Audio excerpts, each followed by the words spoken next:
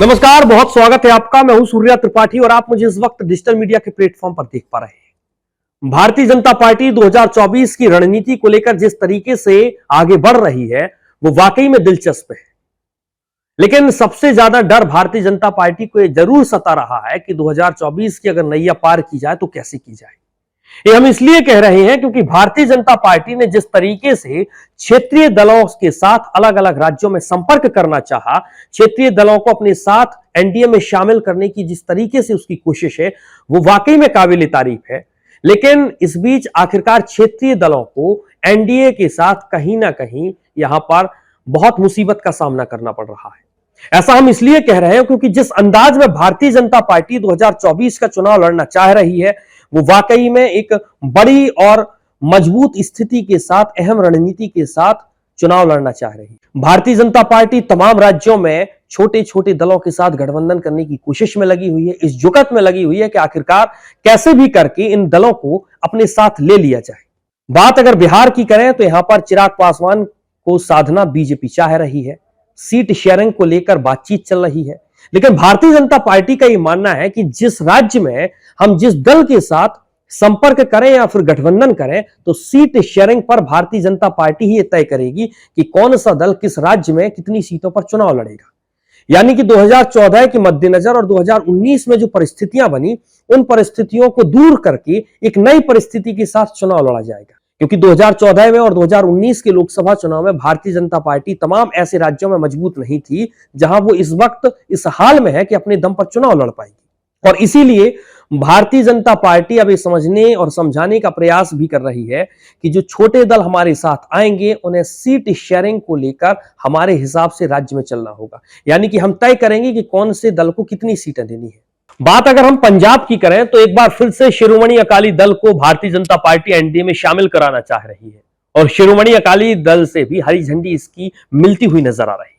लेकिन इस बीच 2024 के मद्देनजर अगर शिरोमणि अकाली दल को भारतीय जनता पार्टी अपने सीट शेयरिंग फॉर्मूले पर राजी कर लेती है तो ये बड़ी चुनौती शिरोमणि अकाली दल के सामने भी होगी। क्योंकि भारतीय जनता पार्टी ने 2019 के चुनाव में बहुत कम सीटों पर चुनाव लड़ा था। शिरोमणि अकाली दल की शर्त होती है कि राज्य में हम सबसे मजबूत स्थिति में है और इसीलिए भारतीय जनता पार्टी को हमारी शर्तों के मुताबिक यहां पर चुनाव लड़ना होगा। लेकिन इस बार ऐसी स्थिति नहीं है। इस बार भारतीय जनता पार्टी शिरोमणि अकाली दल को अपनी शर्त पर राज्य में सीटें देना चाह रही है। दरअसल पंजाब में भाजपा को अकाली दल लोकसभा की 13 सीटों में से 3 सीटें और विधानसभा की 117 सीटों में से 23 सीटें भारतीय जनता पार्टी को देती थी। लेकिन अब नई बातचीत में यानी कि 2024 के मद्देनजर जो बातचीत चल रही है उसमें भारतीय जनता पार्टी अधिक सीटों पर यानी कि ज्यादा सीटों पर यहां पर दावा ठोक रही है।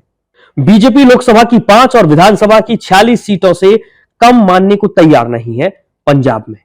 उधर अगर बात हम आंध्र प्रदेश की करें तो आंध्र प्रदेश में टीडीपी के साथ भी भारतीय जनता पार्टी की बातचीत चल रही है। लेकिन इस वक्त अगर आंध्र प्रदेश की हम बात करते हैं तो आंध्र प्रदेश में आपको बता दें कि साल 2024 में तेदेपा ने यानी कि टीडीपी ने लोकसभा की 25 सीटों में से भाजपा को 5 और विधानसभा की 175 सीटों में से बीजेपी को सिर्फ 15 सीटें दी थी। उधर अगर हम बात तेलंगाना की करें तो तेलंगाना में भी बीजेपी को कुछ खास पिछले चुनाव में नसीब नहीं हुआ था। ऐसा हम इसलिए कह रहे हैं क्योंकि आपको बता दें कि तेलंगाना में भाजपा के हिस्से में विधानसभा की 119 सीटों में से 47 और लोकसभा की 17 सीटों में से 7 सीटें आई थी। नई परिस्थिति में बीजेपी ने साफ कर दिया है कि वो तेलंगाना में जनाधार बनाने की कोशिश में यहां पर जुटी हुई है। अब बात अगर भारतीय जनता पार्टी की बिहार को लेकर करें तो बिहार में जेडीयू और भारतीय जनता पार्टी ने 17 सीटों पर पिछली बार 2019 के लोकसभा चुनाव में चुनाव लड़ा था। लेकिन इस बार परिस्थिति अलग है। जेडीयू ने किनारा भारतीय जनता पार्टी यानी कि एनडीए से कर लिया है। अब जेडीयू की सीटें दूसरे राज्यों को क्या कन्वर्ट की जाएंगी या जेडीयू की सीटें भारतीय जनता पार्टी अपनी पाली में रखेगी, ये अपने आप में समझने वाली और समझाने की कोशिश भी होगी भारतीय जनता पार्टी के लिए, दूसरे दलों के लिए। उपेंद्र कुशवाहा की पार्टी को लेकर भी यहां पर 2 से 3 सीटों को लेकर भारतीय जनता पार्टी की बातचीत चल रही है। तो उधर चिराग पासवान 6 सीटों की मांग कर रहे हैं कि हमें पिछले सीटों के फॉर्मूले के तहत ही सीटें चाहिए हैं। लेकिन भारतीय जनता पार्टी चिराग को 5 सीटें मानने पर और मनाने के लिए तैयार करती हुई नजर आ रही है।